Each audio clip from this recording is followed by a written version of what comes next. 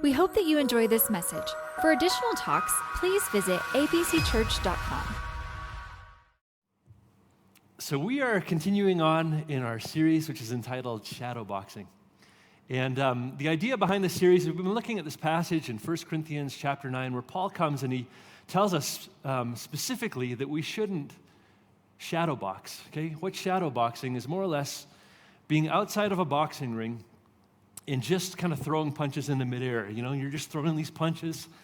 And shadowboxing is great when it comes to practicing technique. It's great when it comes to fitness. But you're never going to win an award for shadowboxing. If you want to win a reward or an award when it comes to boxing, what you need to do is you need to put on the gloves, get into the ring, and begin to take on an opponent. And through that journey, you'll hopefully earn an award. And what he's challenging us, the way he's challenging us is this. He's saying, many of us are shadowboxing in life. We're kind of outside of the ring, just throwing punches into midair. We're not really focusing our time and our efforts and our energy on things that really matter in the scope of eternity. So what he's telling us is this: get the gloves on, get into the ring, and begin to focus, to spend your time on things that really matter in God's eyes when it comes to making an eternal impact. This morning I'm going to shift gears a little bit on you and talk about a different style of fighting, okay? When I was a kid, every Saturday afternoon at 2 p.m., I had to head home, okay? It was really important that I get home every Saturday afternoon at 2 p.m. because at 2 p.m., what would happen was WWF wrestling was on TV, okay? WWF wrestling, we got a fan out here, awesome. WWF wrestling is now called WWE wrestling, and I'm not sure why I was like so into it as a kid, but I just absolutely loved WWF wrestling, okay? Just loved it. I think it probably had something to do with just the characters, these larger-than-life characters that were like amazing. Each of them had their own signature moves that they would do. Each of them had their own like persona, the way that they'd act and the way that they'd talk. And maybe you're familiar with some of the wrestlers. You know, I think of one of the great, possibly the greatest of all time would be Hulk Hogan, right? This guy was incredible, right? Hulk Hogan, man, he got lots of nodding, yep. Hulk Hogan, his signature move was like the body slam. He'd go and he'd grab guys and pick them up and just slam them into the canvas. Then he'd run and spring off the ropes and he'd come and do this big leg drop and just land on them, right? Then he'd do his interviews and he was always like calling people brother. He's like, "That's right, brother. That's right, brother." Right? Macho Man, Randy Savage, he was another one that I just loved, right?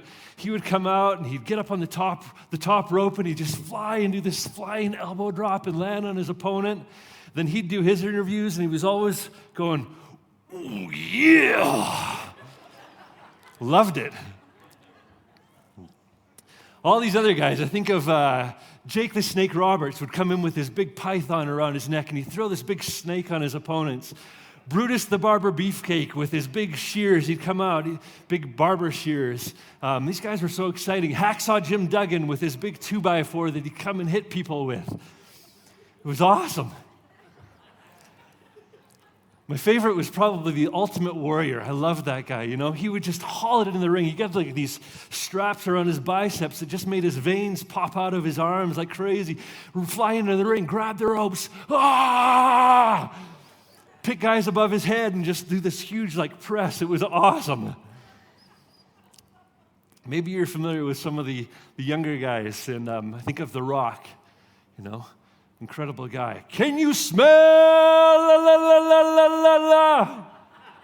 what The Rock is cooking?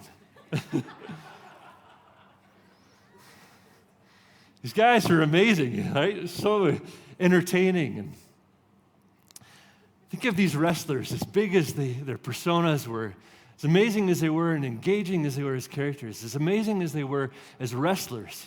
Inevitably, at some point in time in their career or in their fights that they were in, they would find themselves just in a fight where they were just worn down. Their opponent had come and just, beaten on them, kicked them in the side, thrown them off the ropes, clotheslined them, drop kicked them, put them in a headlock, a crossface, a DDT, body slam, taking them down, just worn down their energy, Just the point that they're like so exhausted. And the problem at that point in time is when their energy was gone and they were absolutely exhausted and they were vulnerable. They were just in this position where they were like isolated on their own in that ring without any help, right? It's kind of a good illustration at times of how we do life. Sometimes we do life in this way, kind of in an isolated way, rather than doing it in community. Sometimes we just kind of like separate and we do life in isolation. And we can find ourselves in some pretty vulnerable positions when it comes to that. I think there's a much better way to do life. And the better way to do life is like tag team wrestling, okay? Tag team wrestling. It's a better way to do wrestling, really, if you think about it. I remember when I was a kid, when I was a kid, my favorite tag team were the British Bulldogs. Loved those guys. Davey Boy Smith, Jim the Anvil Neidhart, they'd come out with their little British Bulldog Matilda. They'd be led out.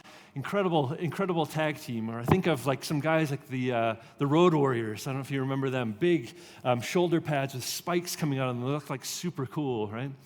And tag team wrestling, if you think about it, it's a really kind of a smarter way to do it, because what ends up happening, possibly one of the tag team partners may end up finding themselves in a very similar position. They've been kicked, they've been thrown off the ropes, clothesline, drop kicked, they've been body slammed, somebody's thrown an elbow off, and they're just exhausted, and they're, worn out, and they're down on the ground as well. But the great thing is, in this moment, that they're not alone, right?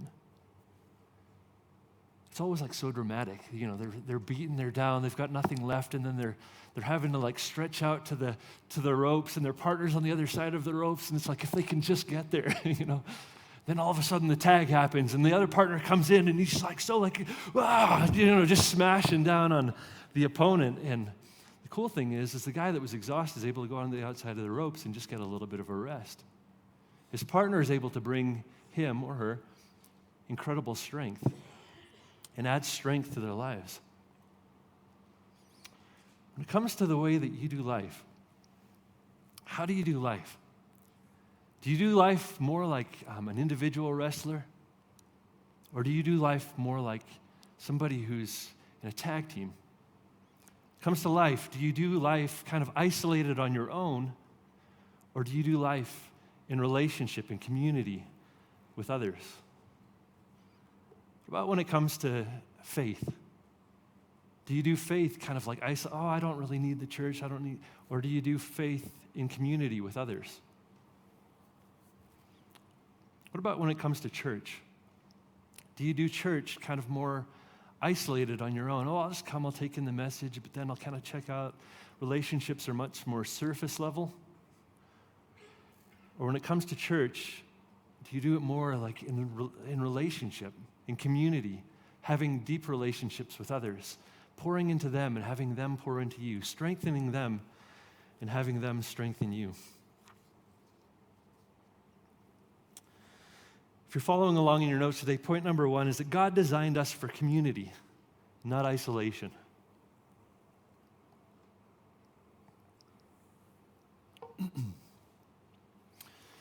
So when you go back to the beginning of the very first book in the Bible, Genesis, what you see God creating everything. And, he creates the earth, creates the waters that cover it, then he parts the waters, and dry ground is created in between. Then he creates the birds in the sky, the fish in the sea, the animals that are on the land.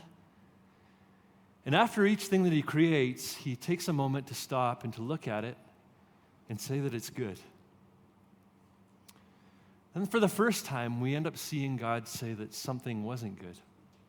He creates man, he creates Adam, and he looks at Adam, and for the first time, he says that something isn't good.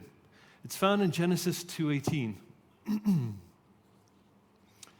says this, "Then the Lord God said, 'It is not good for man to be alone.'" You know, it's not good for us to be isolated. It's not good for us to do life alone. We're created to be in community, in relationship with others. When we take a look at this passage, oftentimes we think just kind of like, we think in terms of marriage, of marital relationships, because here's Adam, and Adam has been created. God says it's not good for Adam to be alone, so God takes his rib, creates Eve, who is his wife, and he's no longer alone. So I think oftentimes we think of this passage in terms of marriage. But I think this theme of not being alone is much broader than that. You take a look in the New Testament, and you've got the Apostle Paul who begins to talk about how, for many, maybe it's better that some don't get married. But if you don't get married, it's still not good for you to be isolated, right? You need to be in relationship and community with others. And even if you do get married, there's probably a time before you get married where you're going to be in singleness. And I can certainly vouch that it is not good for isolation to be part of that part of your journey either. Or even if you do get married and you've got an incredible relationship with this other person who's your spouse, at that point it's important to have others that are involved in your life, to be involved in a greater community, especially when it comes to the church. This passage to me is interesting, just reading through it, making an observation this week. The timing of this passage, the timeline in this passage is really interesting to me. Because if you think about it, at the moment where God comes and says that it's not good for Adam to be alone, okay, this obviously took place before Eve was created, but it also took place before sin entered the world, right? Before Adam and Eve were tempted by the serpent and gave in to sin. So at the point that this is mentioned, sin hasn't entered into the world yet. So what you have is you have Adam, who's been created by God, who's walking in the garden with God, who's in relationship with God, but God's looking at Adam going, it's not good for you to be alone. And it's a little bit strange because you think, well, Adam's in relationship with God, isn't he, at this point in time?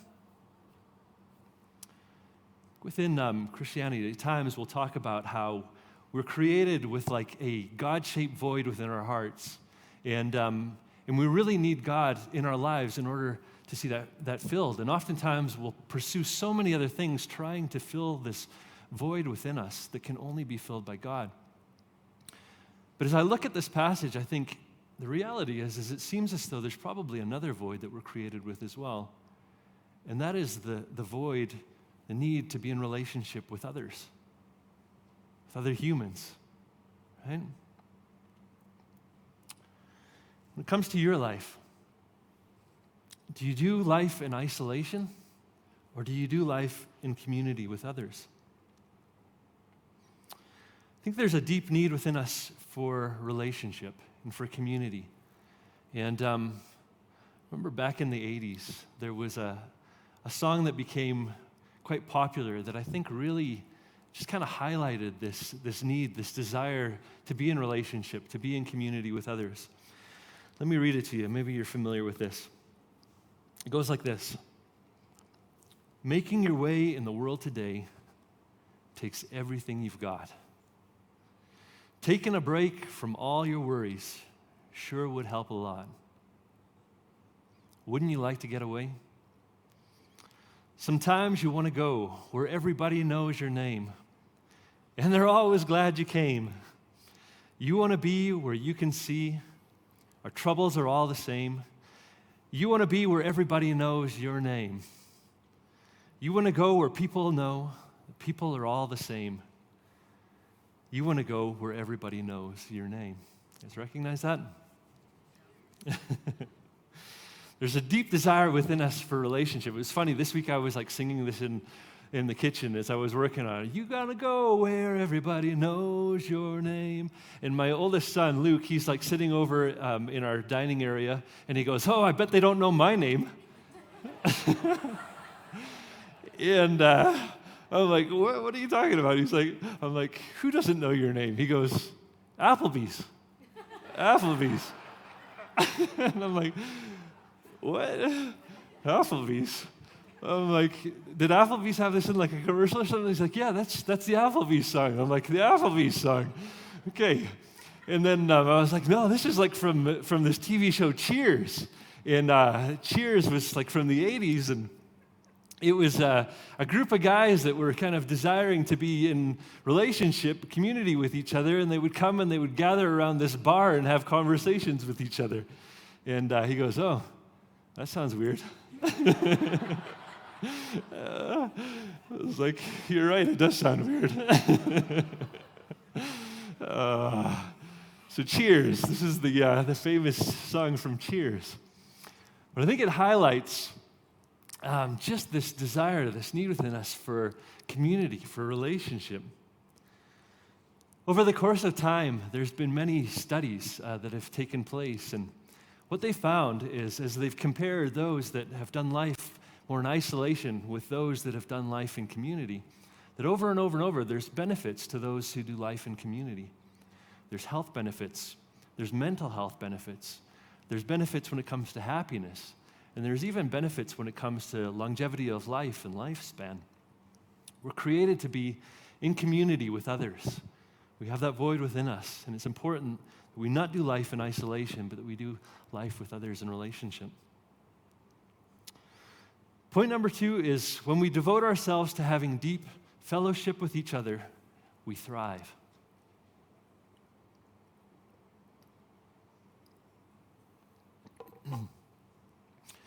So it's amazing how much we can thrive when we truly engage in fellowship with each other. And take a look at a passage of Scripture, and in this passage we get a glimpse into the early church. And at this point, when we come into this passage, Jesus has just died, he's been raised from the dead, he's ascended into heaven. Peter comes and he preaches his first sermon, and there's an incredible response to it. 3,000 people respond and decide to become followers of Jesus. Those 3,000 people are going to have an incredible impact in shaping the world. And a big part of that is going to come through relationship, through community, through fellowship with each other, and the strength that they provide for each other through those relationships. So in Acts 2, 42 to 47, it says this. It says, they devoted themselves to the apostles' teaching and to fellowship, to the breaking of bread and to prayer. Everyone was filled with awe at the many wonders and signs performed by the apostles. All the believers were together and had everything in common. They sold property and possessions to give to anyone who had need. Every day they continued to meet together in the temple courts. They broke bread in their homes and ate together with glad and sincere hearts, praising God and enjoying the favor of all the people. And the Lord added to their number daily those who were being saved. So clearly there's a lot going on in this passage, but I just want to highlight just one key theme. And we're going to take a look at just a couple of the verses in here. We're going to kind of trace back and look at verses 42 and 46. So in verse 42, it starts out by saying this: they devoted themselves to the apostles' teaching and to fellowship.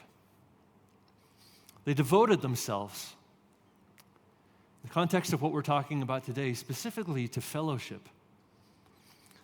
People of devotion, right? This is kind of the opposite of shadow boxing. In shadow boxing, you're just throwing punches into midair, not really devoted. But these guys, they're devoted to fellowship. They're really devoted to community, to doing relationship with each other, to pouring what they have into others, to having others pour into them, to experience the strength that can come from that.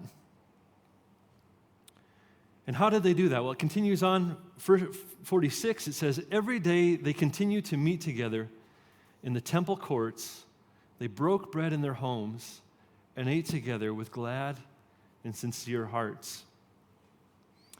So they did life. They were devoted in community in two different ways.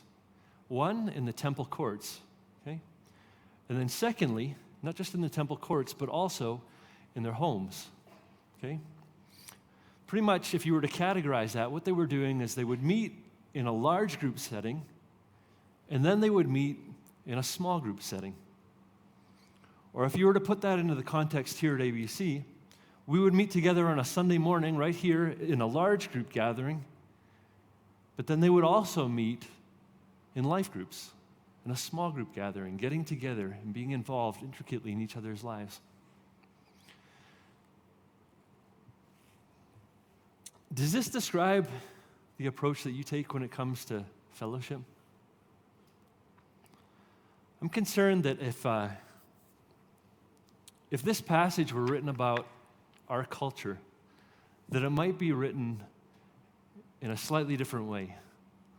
It might look a little bit more like this. This is not from the Bible, okay? This is just a creative writing when it comes to just giving a description on what sometimes we do within our culture. The Christians were devoted to themselves and occasionally went to church when it was convenient. Their community consisted of saying hello to a few people, then going home to veg on social media and binge watch Netflix. They thought social media was their community, so to show people that they cared, they liked their posts and would occasionally show how deeply they cared by loving someone's post.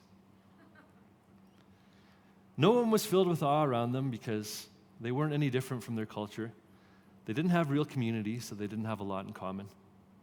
They sold things, but when they did, they used the money to buy better things for themselves. Although they occasionally went to church, they didn't gather in community in each other's homes.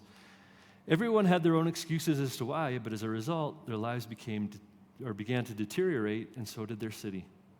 Very few people around them were saved. The only thing growing in number were the amount of Amazon packages arriving at their homes daily.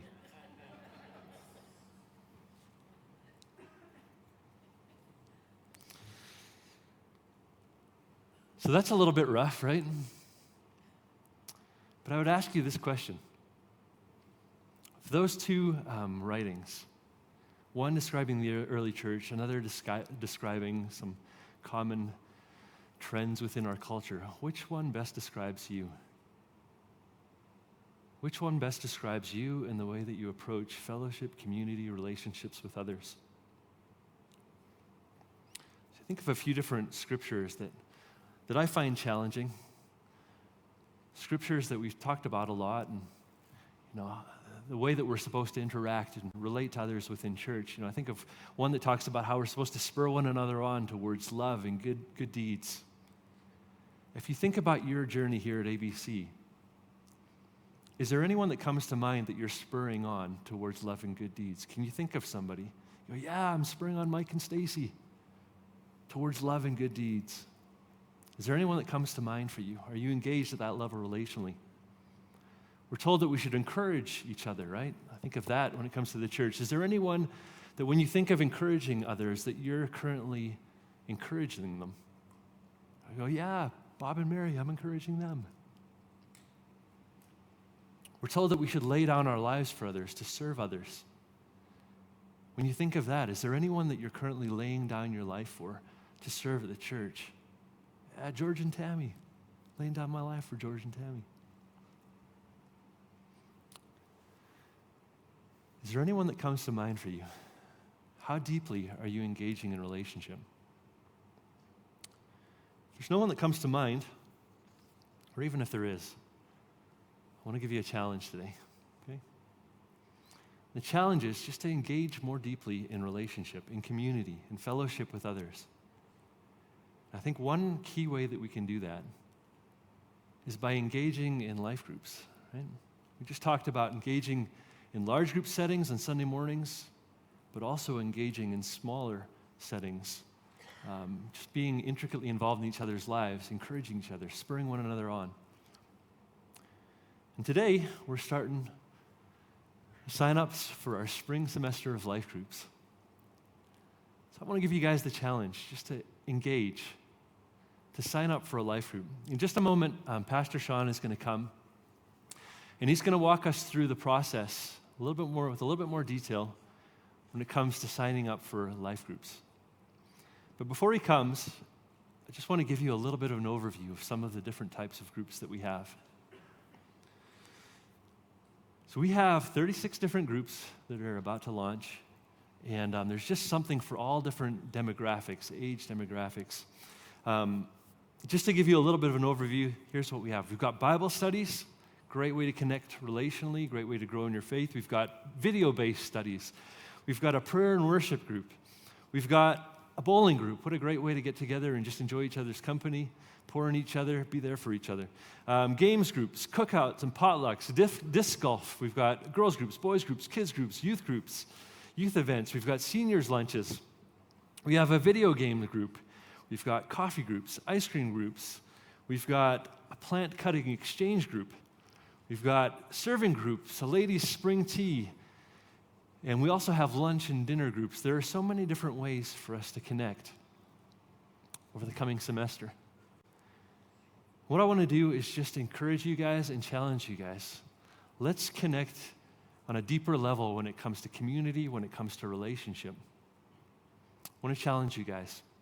Let's put on the gloves, get into the ring by signing up for a life group. Pastor Sean, would you come and share with us? Can we just give it up for Pastor Ian one time? An amazing message with an amazing challenge. Thank you, Pastor Ian. Look, we are so excited for this new semester of life groups. Everybody say life groups. We have a brand new way to sign up, and it is going to be the number one option that we are going to recommend, and it is the ABC Church app. Everybody say ABC Church app. Now, how many of you have already installed it since we started the service? All right, okay. Well, if you haven't already, you can take that paper that you found on your seat. It'll have instructions, a list of 4 steps on how to install that app if you have a smartphone. And then if you don't have a smartphone, that's okay. We do have another easy and convenient option for you to sign up as well online. Now, the reason why we are pushing for you to download the app is because there are so many benefits to downloading the app. To stay connected here at ABC Church, you can sign up for our newsletter. You can even have easy access to our live stream through the app if you ever miss a service, or maybe you even want to watch a past sermon as well. You can easily access those through the app. And then you also can fill out communication cards, prayer cards through the app as well. So there's just so many benefits to that app. But we have a video that we would like to show you with the different ways to get registered for life groups this semester.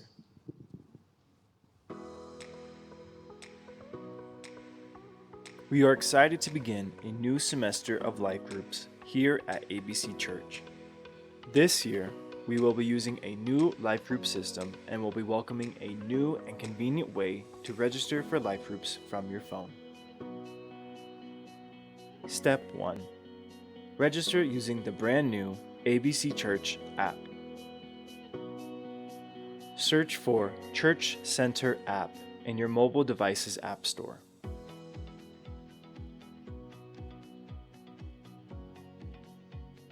Then download the app to your device.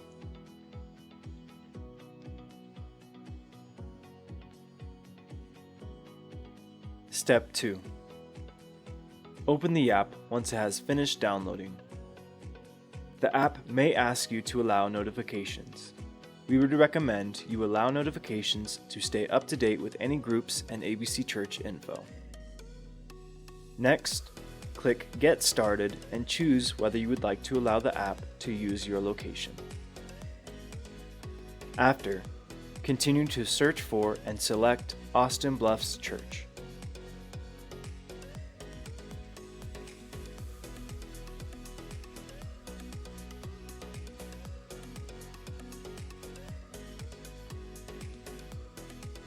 Step 3. Continue to follow the prompts to register with your phone number or email. The app will send you a one-time security code to your phone number to confirm your device. If your phone has extra security features, it may ask you if you would like to enable those. Step 4. Click on the Groups tab at the bottom of the app. Here, you will see all of our current life group offerings. To sign up for a life group, select your group of interest and click the Join button to register.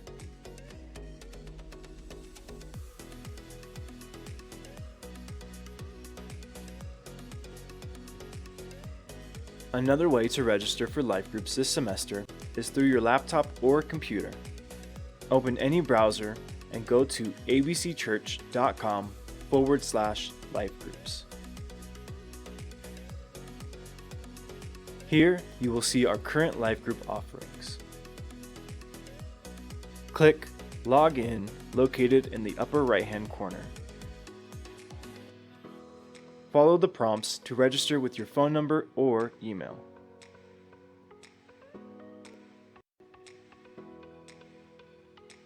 The website will send you a one-time code to your phone number to confirm your account.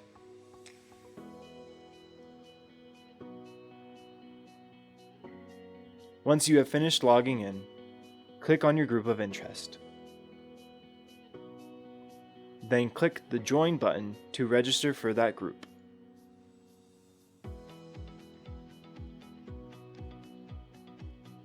You may sign up for as many life groups as you would like. If you need assistance in downloading the app or registering for life groups this semester, our life group team will be available in the lobby after service to help. Thank you for being a part of ABC, and we hope you enjoy this semester of life groups. Yeah, thank you. So we're excited about the new app, and there's obviously a little bit to it when it comes to getting signed up, but hopefully between the video and just having a visual, the card on your chair that has the 3 steps that you can follow, the 3 options that you can follow, and having some life group volunteers out in the lobby after the service that are willing to help you out. Hopefully we can get you up and running. In addition to that, you'll also, if you're on our email list, you'll receive an email following the service that will give you a link to the video where you can watch it again, as well as the steps. And you'll also see it quite a few times, I'm sure, on social media this week as well. So hope is that you guys will get connected in at least one life group, and we would love to help you do that. If you have any questions, please stop by. Just find somebody in the lobby that has a blue name tag on, and they would love to help you out, okay? We'll end our service. Would you guys rise with me? We're just going to close out in prayer today.